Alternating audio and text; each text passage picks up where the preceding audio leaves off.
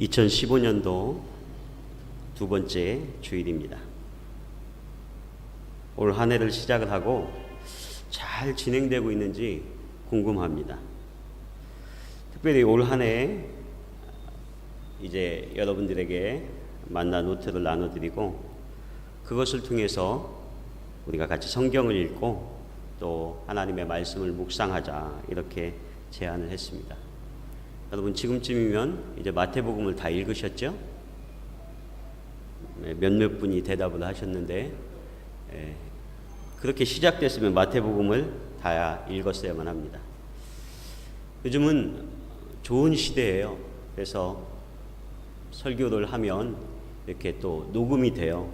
영상이 녹음이 되는데 저도 녹음한 것을 이렇게 가끔 설교의 말씀을 돌려봐요. 그러면서 드는 생각이 지난주에 무슨 설교를 내가 했었지? 제목도 잘 기억이 안 날 때가 있어요. 설교하는 제가 그런데 듣는 여러분들은 잃어버리는 것이 당연한 것입니다. 그래서 한 번쯤 이렇게 돌려보면 무슨 설교를 그때 했었지? 이런 것이 생각이 나요. 근데 제가 지난달에 설교하면서 건강한 공동체를 우리가 이룹시다 하는 그런 설교를 하면서 그렇게 힘줘서 설교한 부분이 있더라고요. 제가 성도님들의 앞으로의 성격이나 우리 성도님들의 배경이나 이런 것들을 제가 주목하지 않겠습니다. 혹시 생각나시나요? 그러면서 여러분들이 성경의 말씀을 잘 읽고 있는지 또 개인적인 경건의 생활은 잘 진행되고 있는지 저는 목회자로서 담임 목사로서 그것만 바라보겠습니다. 왜냐하면 그것이 우리의 신앙을 결정짓는 중요한 요소이기 때문에 그렇습니다. 제가 예전에 그런 설교를 했었더라고요. 이렇게 돌려보니까 2015년도 이제 우리가 두 번째 주일을 지나갑니다. 저는 새해가 되면 새해 인사를 받는 것이 왠지 좀 부담스러워요. 새해 복 많이 받으세요. 새해가 됐습니다. 이런 인사들. 그게 우리의 늘 일상인데 우리의 일상 속에서 하나님을 어떻게 섬기는가 하는 것이 우리의 삶 속에 중요함을 믿습니다. 저는 오늘 여러분들과 내게 능력 주시는 자 안에서 이러한 제목으로 말씀의 은혜를 나누고자 합니다. 오늘 이 빌립보서는 사도 바울이 로마의 감옥에서 썼던 그러한 옥중 서신입니다. 빌립보서를 여러분들이 읽다 보면 자주 반복되는 구절이 있죠. 그것이 무엇입니까?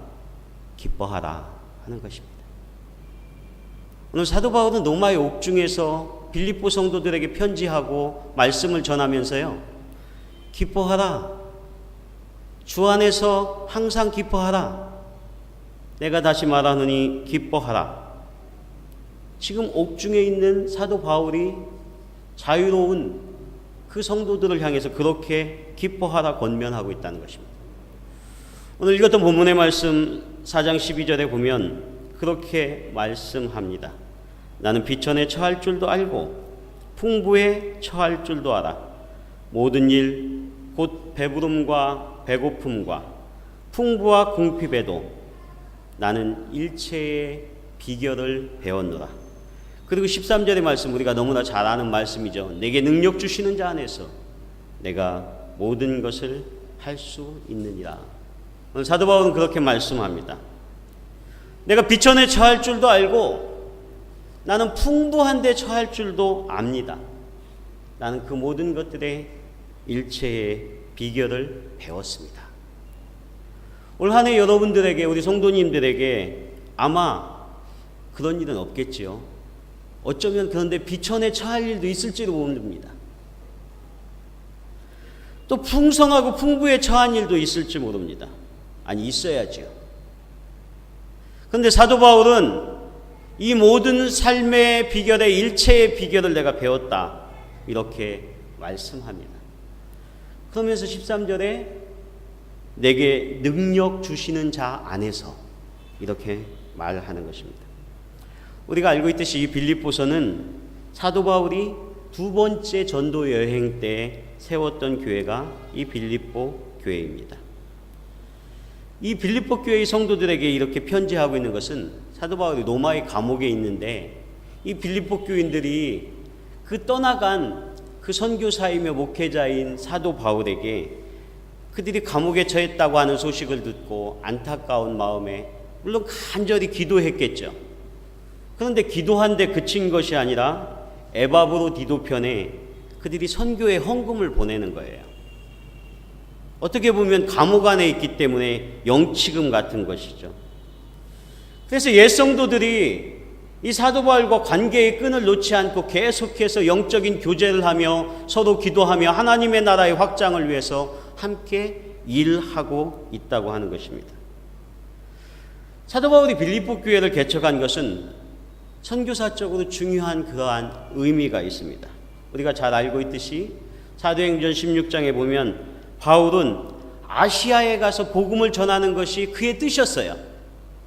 아시아로 나아가기를 원했어요. 나는 아시아에 가서 복음을 전하면서 그 일들을 감당하고 싶다고 그렇게 생각하고 그 일을 준비했습니다. 그런데 성령 하나님께서 허락하지 않으시고 그가 드로아에서 밤에 기도하는 중에 환상이 나타나게 됩니다. 그래서 마케도냐 사람 하나가 그에게 나타나서 건너와서 우리를 도와주십시오. 건너와서 우리를 도우라 하는 그 하나님의 환상을 보게 됩니다. 그래서 바울은 아시아로 나아가던 그의 걸음을 하나님의 인도하심에 따라 그가 발걸음을 돌려서 그가 유럽으로 나아가게 되어 그리스 마케도냐로 건너가게 되는 것입니다. 그래서 그때에 그가 이 빌립보에 이르게 되고 이 빌립보에서 비단장사 느디아를 만나고 또 귀신 들린 계집종을 고친 것이 그것이 계기가 되어서 그것이 또 잘못됐죠. 또 그 매맞고 그는 빌립보 감옥에 갇혀지게 됩니다. 그리고 그 감옥에 갇혔을 때에 그는 찬송과 기도를 통해서 옥토가 열리는 그런 기적과 역사를 경험하면서 그런 여러 가지 사연과 성령 하나님의 그런 역사들을 경험하면서 세워진 것이 빌립보 교회였다고 하는 것입니다.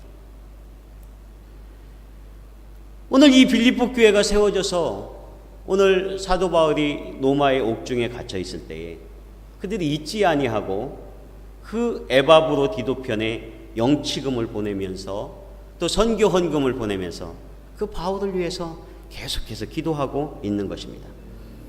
그래서 그에 대한 보답 같은 것으로 오늘 빌립보서를 그렇게 쓰는 거예요. 그래서 2장에 보면 에바브로 디도를 어떻게 이야기하고 있냐면 나의 형제 함께 수고하고 함께 군사된 자라. 내게 쓸 것을 돕는 자라. 이 에바브로 디도는 사도 바울을 만나기 위해서 나아갔다가요. 거의 죽게 되어요. 병들게 됩니다. 수많은 고통과 고난의 시간을 통해서 이 바울을 만나게 되었다고 하는 것입니다. 그래서 그로부터 선교 헌금을 받고 영치금 같은 그러한 도움의 물질을 받았을 때 사도 바울의 마음이 어떻겠는가? 저는 오늘 이 말씀을 읽어보니까 그 바울의 마음이 읽혀지는 거예요. 그 바울의 마음이 생각되어지는 거예요. 왜냐하면 저도 이 베트남 땅에 처음 오게 된 것은 하나님의 교회에 파송된 선교사로 이 베트남 땅을 위해서 또한 이 디아스포라 한인들을 위해서 또 전 세계의 모든 민족들을 위해서 하나님이 파송한 그러한 선교사로 보냈을 때 저는 무슨 약속이 되어진 것이 아니었어요. 여러분들이 아마 이곳에 주재원으로 오시고 사업을 하시고 오실 때에 어떤 약속들이 있었죠. 약속들. 그리고 여기에 오면 뭐 베네핏도 있잖아요. 여기 베트남에 오면 뭐 좋은 여러 가지 그런 조건들. 그런데 그런 것도 다 약속이 안 되어졌는데 다 약정이 안 되어졌는데 어쨌든 믿음으로 오게 됐어요. 그런데 그 가운데 있으면서 오늘 바울이 그 빌립보 교회로부터 헌금을 받은 거예요. 근데 요즘과 같이 한국에서 계좌이체를 하거나 무슨 송금을 하면 딱 이렇게 우리가 물질을 받는 게 아니라요. 이 에바브로 디도가 그 돈을 가지고 온 거예요. 어디까지요? 빌립보에서 로마까지. 저는 이 설교를 준비하면서 그런 생각이 들더라고요. 이 빌립보에서 로마가 도대체 얼마나 떨어진 거야. 그래서 여러분들 요즘에 그 편리한 도구가 있잖아요. 구글 길찾기. 아시는 분은 아시는데 아직도 모르시는 분이 있나 보겠어요. 구글에 보면 길찾기 기능이 있어요. 그래서 거기다 빌립보를 치고요. 요즘에는 그것이 빌립보라고 치면 안 나요. 필리피라고 이렇게 치면 나와요. 여러분도 한번 해보세요. 그 다음에 로마를 치면 거기서부터 빌립보에서 로마까지가 얼마만큼의 거리인가 제가 궁금해서 쳐보니까요. 자동차로 19시간 44분이 걸리는 1315km입니다. 그런데 이 길은 에게해를 페리로 건너야 돼요. 페리로. 그 에게해가 있어요. 지중해 동쪽 끝이 그리스 옆에 바다가 에게해인데 거기를 자동차를 싣고 거기는 건너서 이탈리아 반도로 건너가는 그 단축된 길로 갔을 때에 1315km고요. 아마 발칸반도 위쪽으로 그 불가리아 가까운 그쪽으로 해서 이렇게 건너갔으면 2000km로 되어 있더라고요. 세 가지 길이 나와요. 세 가지 길. 그런데 구글이 얼마나 편리한지요. 그 옆에 보면 사람 그림 같은 게 있어요. 사람 그림. 그것을 클릭을 딱 해보잖아요. 그럼 그게 무슨 뜻이냐면 도보로 갈 수 있는 거예요. 도보로 갈 수. 성경을 연구하는데도 이 구글맵이 이렇게 편리하더라고요. 그걸 딱 클릭을 했더니 걸어서는 1249km예요. 그리고 시간으로는 얼마냐면 219시간이에요. 219시간. 약 8시간씩 걸어서 30일 내내 걸어야 갈 수 있는 길.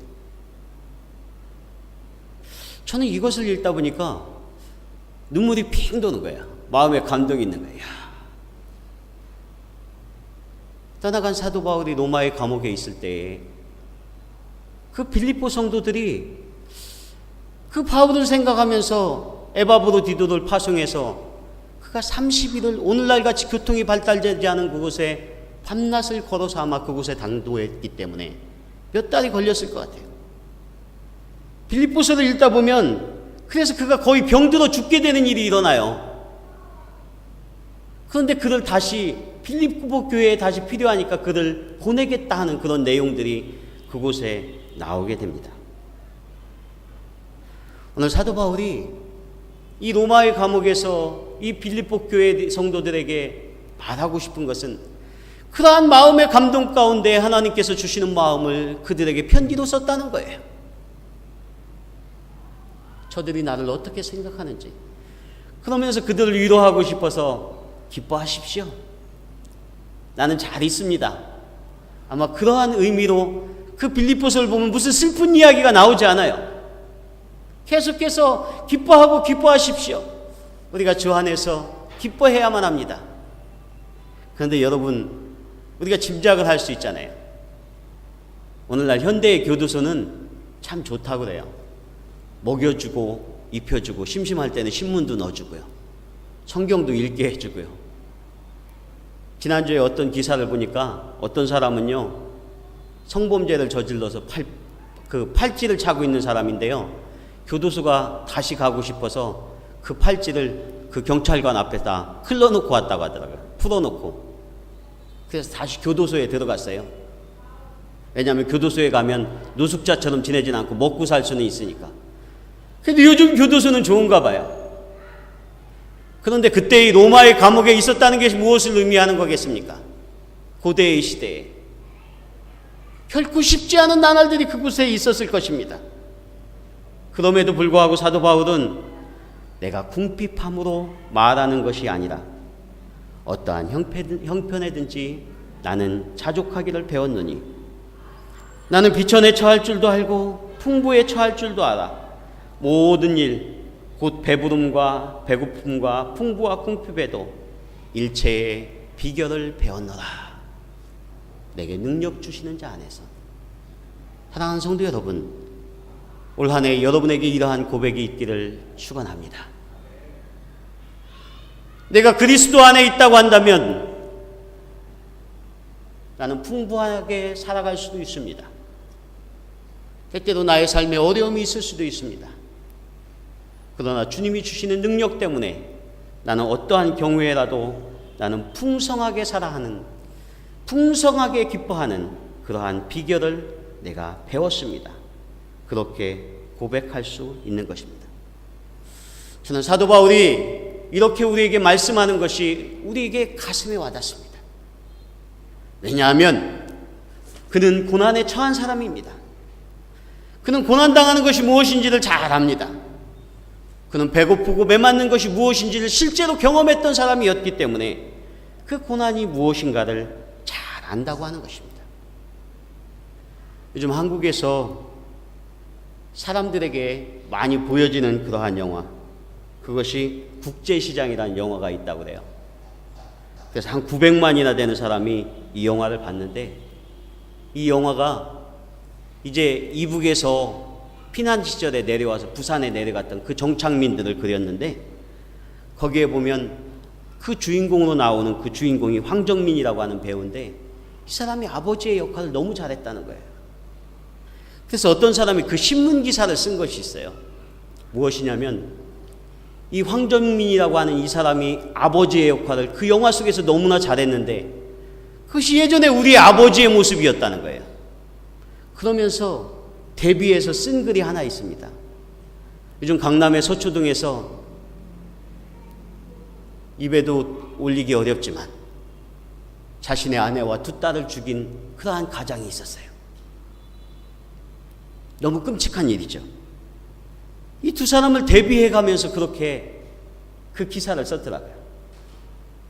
거기에 보면 이 황정민이라고 하는 국제시장에 나온 그 주인공 아버지는 어떤 분이냐면 1950년대 한국전쟁 이후로부터 현재에 이르기까지 격변의 시대를 관통하며 살아온 우리 시대의 아버지 덕수.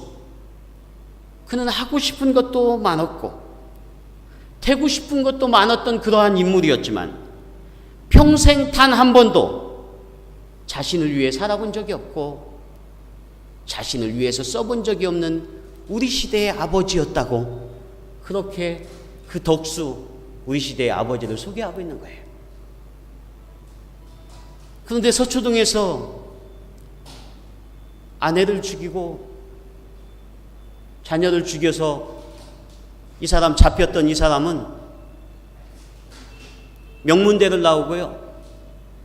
아주 유망한 IT 그룹에서 그가 강남에 살 정도로 잘 나갔던 사람이에요. 잘 나갔던 사람. 그가 사는 집이 100만 불이래요. 100만 불. 10억. 그것을 처분해서 그 돈으로 뭘 해보려고 하는데 실패를 봤다는 거예요. 근데 저는 실패 본 후에도 깜짝 놀랐어요. 실패해도 저보다 재산이 훨씬 많더라고요.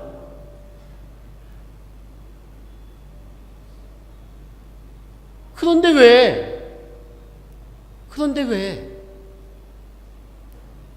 아내를 죽이고 또 자녀를 죽이면서 물론 자기도 죽으려고 그렇게 했다고 하더라고요.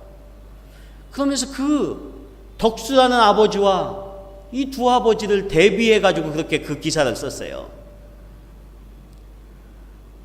6.25 전쟁 후에 우리 아버지들은 자신을 위해서는 하나도 써보지 않고 평생을 우리의 자녀들을 위해서 우리의 가정을 위해서 헌신하며 그렇게 달려와서 우리가 이만큼 잘 사는 이런 시대가 되었다는 거예요. 그런데 그러한 아버지들이 길러낸 이 시대의 아버지들은 어릴 때에 사실 우리의 전후 세대는 그렇게 고생을 해보지 아니하고 아버지들의 수고와 그러한 헌신을 통해서 명문대에 들어가고 대부분 대학의 학력들을 가지고 한동안 잘 나갔습니다. 우리나라가 잘 살고 막 번영을 이루는 그러한 시대였었기 때문에. 그런데 문제는 그동안은 잘 살았었는데 우리에게도 위기가 찾아온다는 거예요. 어쨌든 어려움의 시대가 있다는 거예요.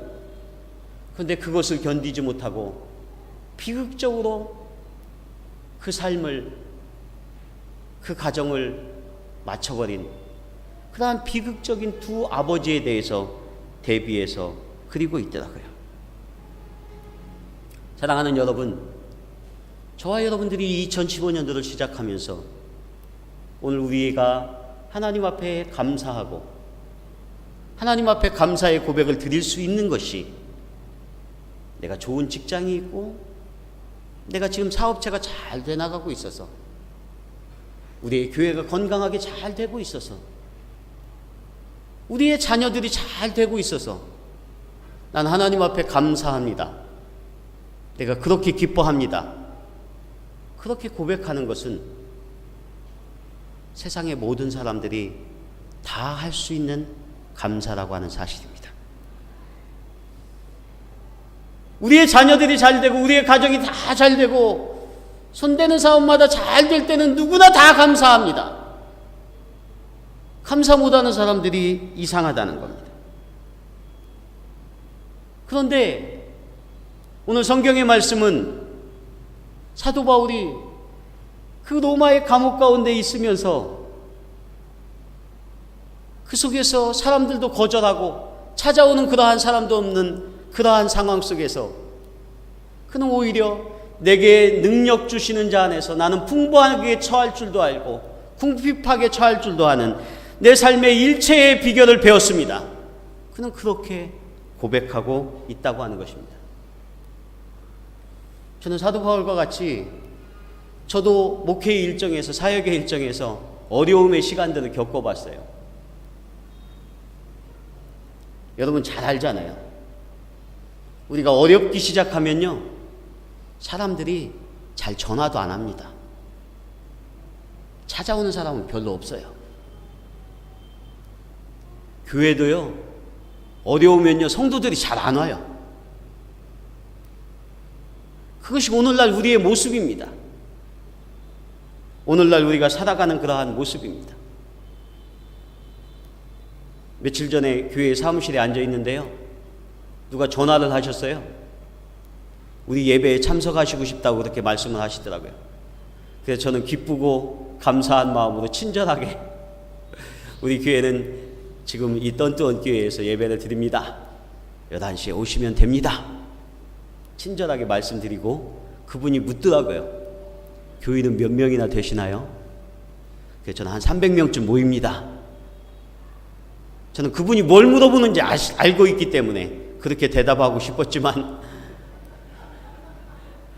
거짓말은 못하잖아요. 요즘 많이 부흥해서 한 30명 정도 모입니다.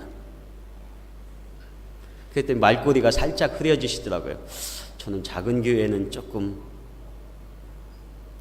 지금 보니까 안 오신 것 같아서 제가 이 말씀을 예화를 드리는 거예요. 안 될 때는요 사람들도 잘 안 찾아와요. 관계도 어려운 그러한 면들이 있습니다. 요즘 한국에서 사람들의 강연을 끌고 다니는 그러한 철학자가 강신주 교수라고 하는 그러한 사람입니다. 이 사람은 저도 얼마나 유명하길래 사람들이 그렇게 막 우르르 몰려서 몇천 명씩 강연을 들을까 궁금했어요. 그리고 저도 좀 배우고 싶더라고요. 그랬더니 그분은 아주 직설적인 화법이 특징이더라고요. 직설적인 화법. 그러면서 그가 쓴 책이 있습니다. 상처받지 않을 권리라고 하는. 오늘 세상의 사람들이 가장 많은 상처를 받고 문제되는 게 뭔지 아십니까? 직설적으로 돈의 문제, 자본의 문제라고 그는 그 책에서 이야기를 합니다. 근데 원래 그가 책의 제목으로 삼고 싶었던 것은 상처받지 않을 권리가 아니었다는 거예요.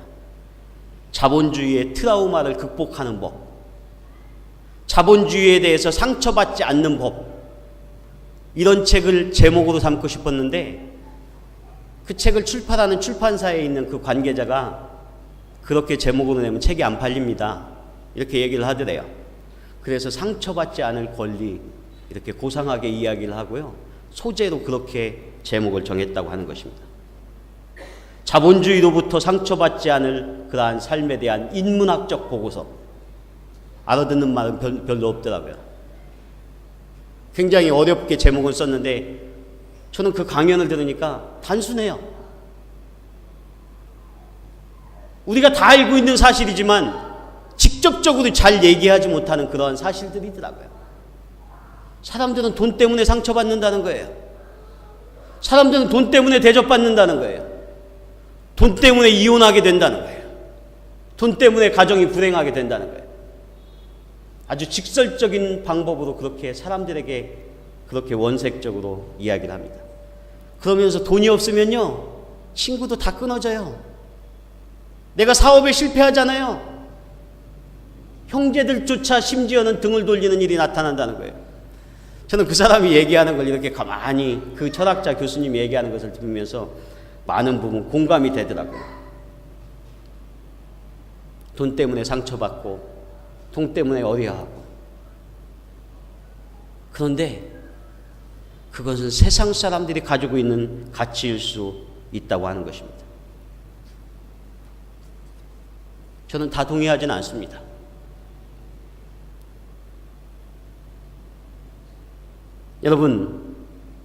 여러분들의 자녀들에게 오늘 우리가 함께 이 자리에서 예배를 드리면서 우리는 우리의 자녀들에게 무엇을 가르쳐야 합니까? 오늘 우리의 자녀들에게 무엇을 심어주고 저들이 어떠한 가치를 가지고 이 땅 위를 살아가게 해야 하는지 사실 우리에게 질문되어지는 그러한 질문이 많이 있습니다. 저는 자녀를 기르면서 사실 우리의 자녀들이 가장 필요할 때에 제가 물질적으로 어려웠어요. 그래서 많은 것을 잘 해주지 못했습니다. 근데 몇 년을 지나고 나니까 하나님이 나에게 얼마나 큰 축복을 주셨는지 모르겠습니다. 정말 필요할 때 애들한테, 자녀들에게 많은 돈을 안 준 것이 얼마나 큰 축복인지 모르겠습니다. 여러분 공감을 하시는지 안 하시는지 잘 모르겠어요. 근데 저는 우리 아이가 재수할 때요, 그 아이 위해서 학원비도 잘 못 줬고요, 아이 용돈도 잘 못 줬어요. 제가 그때 돈이 많았으면 잘 줬을지 모릅니다. 아니, 잘 줬을 거예요. 근데 그럴 형편이 잘 못 됐어요. 그런데도 하나님께서는 정말 그 시절에 그 아이가 어려움 가운데에서 단단한 마음을 갖게 하시더라고요. 그러면서 자신이 가지고 있는 꿈과 비전을 향해서 어떻게 달려가야 하는지 그것을 알게 하더라고요. 말씀드렸잖아요. 저희 아이는 재수도 하고 삼수도 하고 남들이 잘 안 하는 것을, 그러한 길들을 가졌는데 아마 그렇게 생각하실지도 몰라요. 저 목사님은 많은 것을 줘서. 아닙니다. 제가 이 말씀을 드리는 것은 이 땅 위에 살아가는 우리 모두에게 있어서 정말로 우리에게 필요한 것이 무엇인가? 오늘 2015년도가 시작되는 이 시점에 하나님께서는 우리의 자녀들을 향해서도 무엇을 통해서 가르쳐야 할 것인가? 그것을 말씀하게 한다고 하는 것입니다. 세상의 사람들이 돈 때문에 행복해지고 불행해진다고 해서 여러분의 자녀들에게 모든 것을 다 주지 마시기 바랍니다. 오늘 예배 잘못 왔네. 우리 아이들이 혹시 그렇게 생각할지 모르겠어요. 목사님이 돈 주지 말라고 한다고. 그게 아니고요, 더 좋은 것을 줄 수 있어야 돼요. 저는 미국에서 보니까 미국의 부모님들은 고등학교 졸업하면 애들 학비 잘 안 대주더라고요. 워런 버핏 같은 그런 사람도요, 아이들 위해서 많이 안 주더라고요. 자기의 자녀들에게. 거기는 거의 고등학교를 졸업하면 자기 스스로 자신의 삶을 개척해 나가야만 합니다. 물론 다 그런 것은 아닙니다. 그러면서 아이들에게 정말 필요할 때 강하게 저들이 삶을 개척하고 나아가는 방법들을 배우고 그렇게 크게 한다고 하는 것입니다. 저는 저와 저희 아내가 가끔 우리가 그런 이야기를 해요. 우리가 좀 욕심이 없는 편인 것 같아. 자랑하는 게 아니고요. 저는 사실 목회자로서 제가 성도님들과 어떤 격을 맞춰야 하는데 생각하면서 사실 품위유지비도 많이 써야 할 것 같고 좀 그런 생각들을 저도 하는 때가 있어요. 그러면서 얼마 전부터 저희 아내가 저한테 약을 줘요. 그래서 저는 그 약을 열심히 먹고 있거든요. 근데 그 약이 무슨 약이냐고 그러면 얼굴이 하얘지는 약이래요. 제가 이 얼굴이 좀 검어서 좀 컴플렉스가 있는데요. 얼굴이 하얘지는 약을 그렇게 그리고 평생 처음 먹어보는 거예요. 어쨌든 그걸 주더라고요. 그래서 저는 요즘 한 번도 거의 안 걸은 것 같아요. 저에게 소망이 있다면 얼굴이 좀 하얘지는 그런 컴플렉스를 제가 잘 이기고 싶어 하는 마음이 있거든요.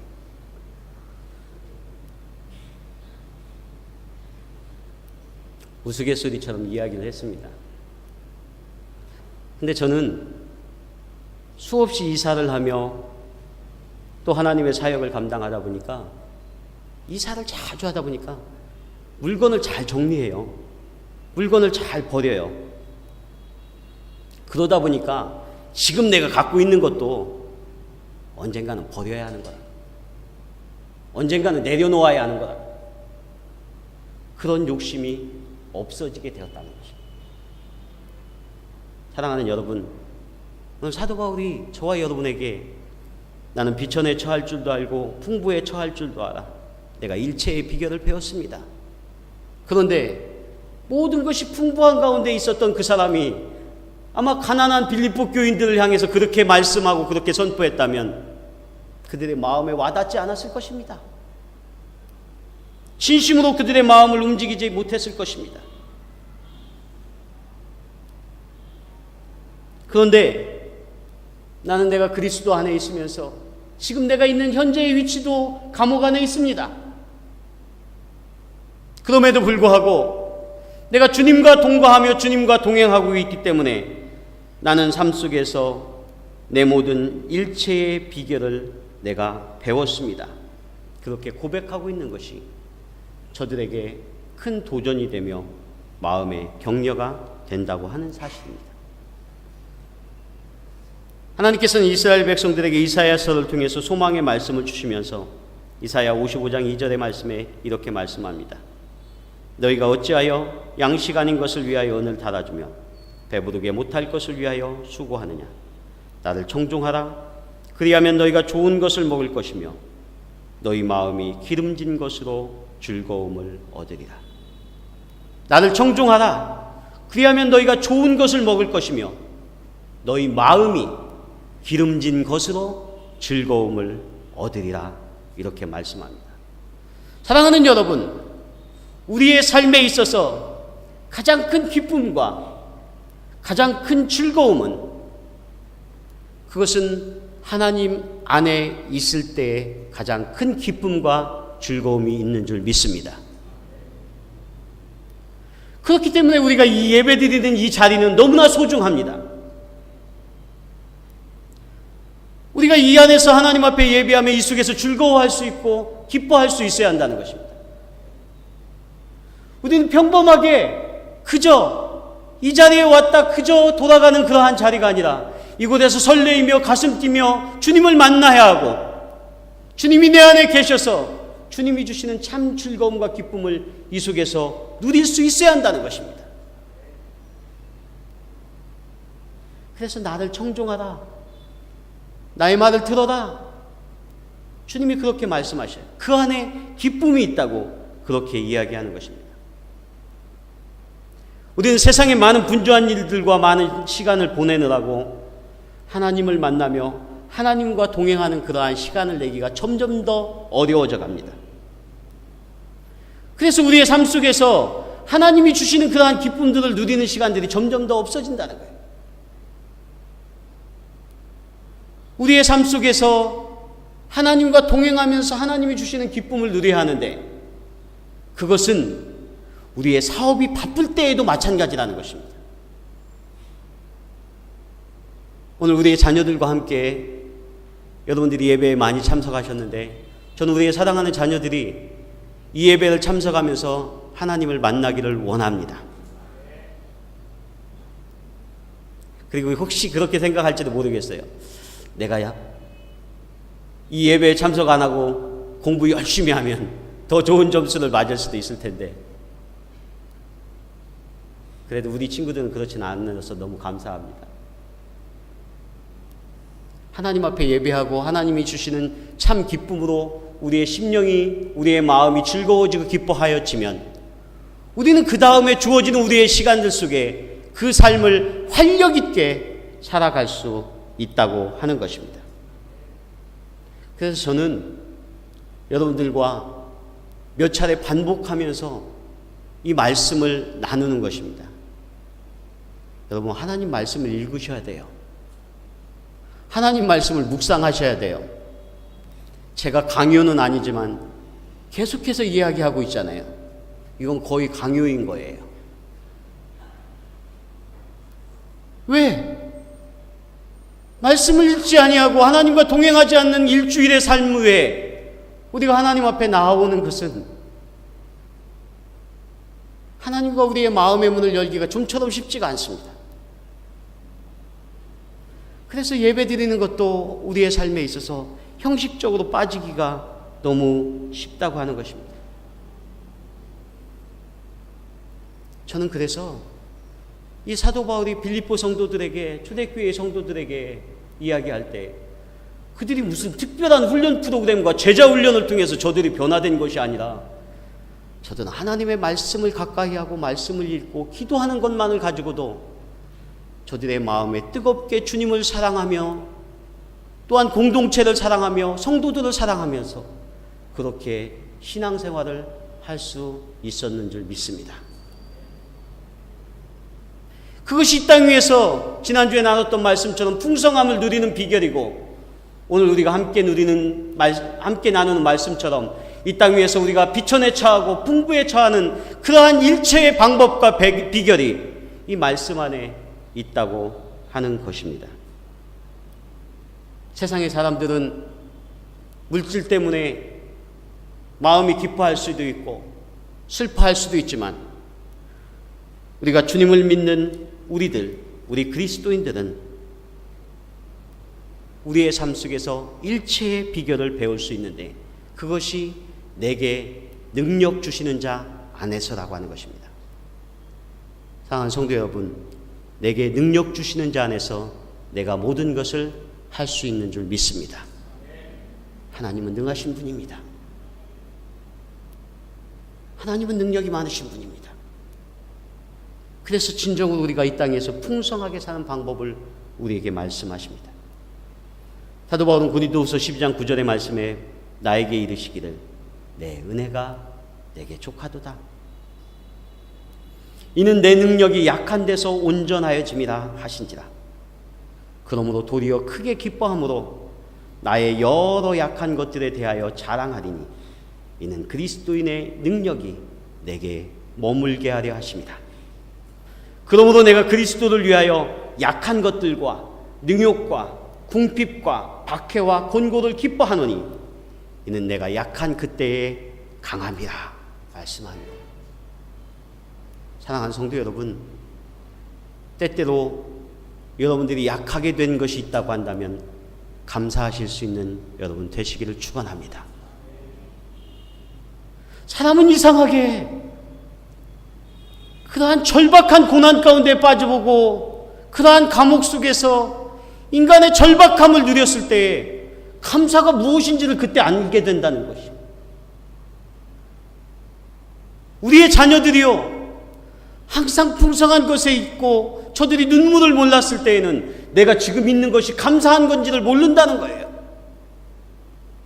그래서 잠시 어려움에 떨어지고 힘들게 되면 그것을 이길 수 있는 힘이 없어지는 겁니다. 그래서 사도 바울은 오늘 내가 이렇게 궁핍한 상황에 있지만 내가 이 속에 일체의 비결을 배운 것은 내가 주님 안에서 내게 주시는 그 능력 안에서 나는 모든 것을 할 수 있습니다. 그렇게 고백하는 삶일 수 있었던 줄 믿습니다. 여러분의 자녀들에게 무엇을 주어야 하겠습니까? 무엇을 먼저 선택해야 하겠습니까? 우리들이 말씀 안에 거하며 말씀으로 우리의 자녀들을 양육하고 말씀으로 성장해 나갈 때에 주님은 내게 능력 주시는 자 안에서 모든 것을 할 수 있다고 고백하는 우리들에게 그 역사와 풍성함을 이루어 주실 줄 믿습니다. 기도하겠습니다.